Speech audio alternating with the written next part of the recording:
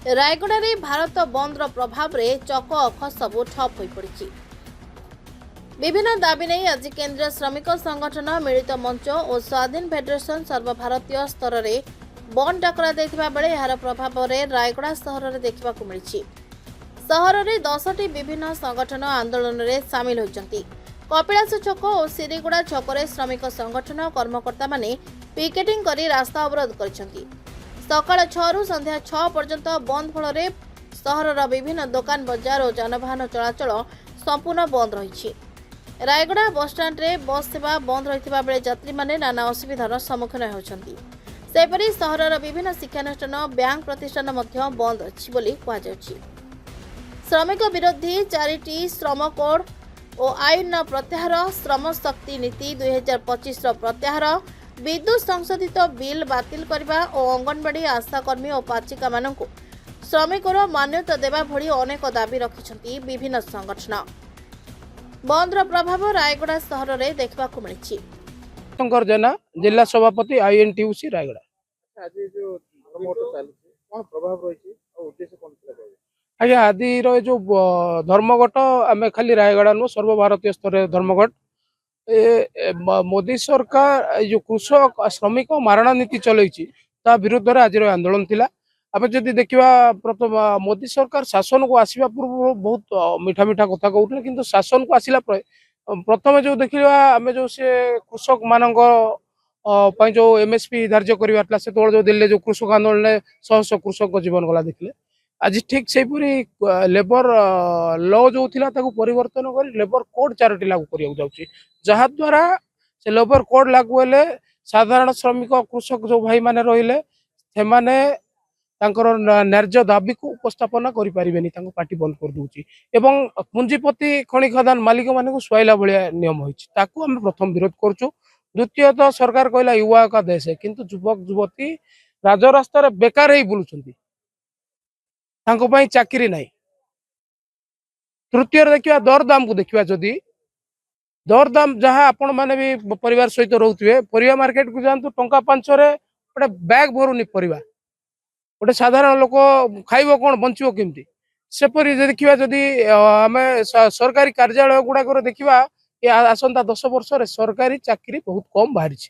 ସେଠୁ ସବୁ private company ମାନଙ୍କୁ ଟେକି ଦେଉଛି, ଯାହାଦ୍ୱାରା ଗୋଟିଏ ପ୍ରାଇଭେଟ କମ୍ପାନୀରେ ଯଦି ଗୋଟେ କାମ କରୁଛି ଜଣେ ଲୋକ, ସେଠି 8-10 ହଜାର ଦରମା ପାଉଛି।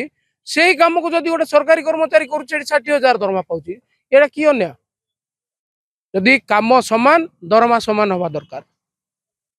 ଆପଣ ଦେଖିବା, ଯଦି ଇଲେକ୍ଟ୍ରିସିଟି ଆମେ ଯଦି ଦେଖିବା, ଯୋଉ ଟାଟା କମ୍ପାନୀ ହାତକୁ ଦେଲା ପରେ ଓଡ଼ିଶାରେ ଏ ସାଧାରଣ ଗୋଟେ ଯୋଉମାନେ ଗ୍ରାହକ ଅଛନ୍ତି, ବିଦ୍ୟୁତ ଉପଭୋକ୍ତା କାନ୍ଦୁଛନ୍ତି, କହିପାରୁନାହାନ୍ତି, ତାଙ୍କ କଥା ଶୁଣିବାକୁ କିଏ ନାହିଁ।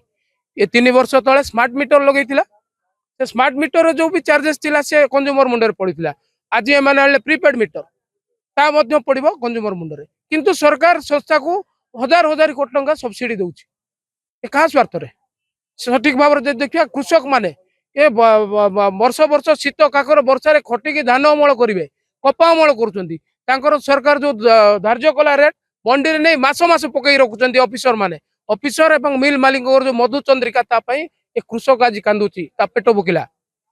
ଧାନ ମଣ୍ଡିରେ ମାସ ମାସ ପକାଉଛନ୍ତି, ସଠିକ ନ କିଣିବା ଦ୍ୱାରା ସେମାନେ ବାଧ୍ୟ ହୋଇ ଅଭାବୀ ରେଟ୍ରେ, ସେମାନେ ଅଳ୍ପ ରେଟ୍ରେ ଆନ୍ଧ୍ରା କିମ୍ବା କୌଣସି ଓଡ଼ିଶାର ଯୋଉ ମିଲ୍ ମାଲିକ ମାନଙ୍କୁ ଦଉଛନ୍ତି। କପା ବି ଯଦି ଦେଖିବା, କପା ସରକାର ଧାର୍ଯ୍ୟ କଲା ରେଟ୍, କିନ୍ତୁ ନେଲା ପରେ ଗାଡିରୁ ଅନଲୋଡ କରିଦଉଛନ୍ତି, କହୁଛନ୍ତି ତମର ମାନ ଠିକ ନାହିଁ, ରେଟ୍ କମେଇବୁ। ସେ ବିଚାରା ଚାଷୀ ଯିବେ କୁଆଡେ?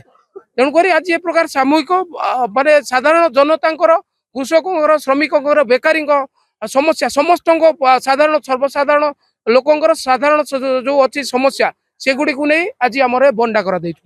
ଆଶା କରୁଛୁ ଆଜି ତ ଆମେ କାଲି ଅନୁରୋଧ କରୁଥିଲୁ, ବଜାରର ଯୋଉ ଅଛନ୍ତି merchant association, truck association, bus association, ସରକାରୀ ବେସରକାରୀ କାର୍ଯ୍ୟାଳୟ ସମସ୍ତଙ୍କୁ ଆମେ ସଫଳ ସହଯୋଗ କରିବାକୁ ଅନୁରୋଧ କରିଥିଲୁ। ଆଜି ଦେଖିବାକୁ ମଧ୍ୟ ମିଳୁଛି ସମସ୍ତେ ସହଯୋଗ କରିଛନ୍ତି। ଆର ପ୍ରଭାବ ନିଶ୍ଚିନ୍ତ ରୂପରେ ସରକାର ଉପରେ ପଡିବ, ସରକାର ଚାପରେ ରହିବ। ଆଶା କରୁଛୁ ଆମର ଯୋଉ ଏ ନ୍ୟାର୍ଯ୍ୟ ଦାବି ଅଛି, ତା ଉପରୁ କିଛି ଦାବିକୁ ସରକାର ମାନିବାକୁ ବାଧ୍ୟ ହବ।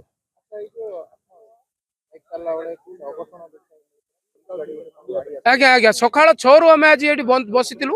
ଧାରଣା ସ୍ଥଳରେ ଗୋଟେ ପୋଲିସ ଭ୍ୟାନ ଆସି ପହଞ୍ଚିଲା, ଯିଏକି ଯୋଉ ଗାଡି ନବରଙ୍ଗପୁର ଯିବାର ଥିଲା, सीएम प्रोग्राम रे एठू किछि हमर पुलिस भाई 40 जन कोन थिले गाड़ी रे हठात गाड़ीटी आमे तांको कहलु हमर सांबादिक होयन बाइट नउतले हमर पाखा पाखी 30-40 जन श्रमिक बंधु थिले एवं सांबादिक भाई 10 जन कोन थिले हठात गाड़ीटी को से आमे कहबा पूर्व माड़ी आसिला जो आमे जानि पारलुनी कोन हेछि किछि बोध हुए यांत्रिक त्रुटि थाई पारे किंतु ए हमर मा माजिगरिणी एवं जगन्नाथଙ୍କ दयारु आम जीवन हानि है नहीं किंतु किछि बाइक एवं चेयर डैमेज है चेयर गोटे 20-30 टी चेयर भांगी जाइए बाइक किछि डैमेज होइछि जनजीवन हानि रु आमे बंची जाइछु जा हो आमर हो आज जदि भी होता दुर्घटना इधर आमे मरी था नचेत गाड़ी रेटी न होता आगे टिके होता जो 40 टी पुलिस भाई मैंने बसले जीवन जाता जीवन बंची जाइए आमे भगवान को ऊपर कृतज्ञ जनाऊँ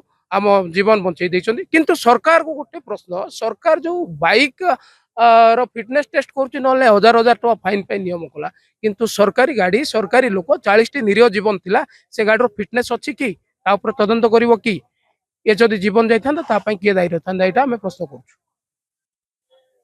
रायगढ़ देवी प्रसाद महांती रिपोर्ट श्रीक्षेत्र लाइव।